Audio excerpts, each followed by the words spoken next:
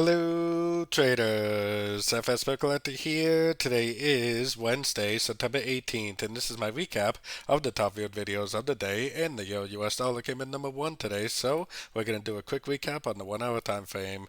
If you didn't see my full top down analysis on the euro dollar from this morning, make sure you check out the video linked at the end of this video over here. So I just finished my YouTube live stream and I wanted to make my top 3 videos because I really need to emphasize what we got going on here.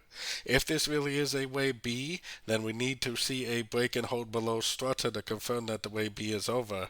No break of structure means that the higher time frame trend could continue. It's looking pretty impulsive, so let's hope for that break of structure. If it breaks structure, then we will likely go down for a big wave C on at least the 4 hour to daily time frame.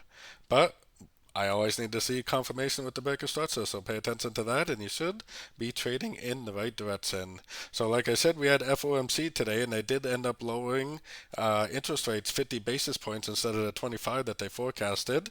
And then tomorrow or this evening, we got unemployment and unemployment rates for the Aussie. And then tomorrow we got interest rate for the pound, which they're not predicting to change rates, but that could definitely do something to the pound pairs.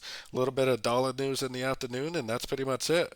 So today was the big day. Now we just gotta wait to see if it really does end up breaking structure or not.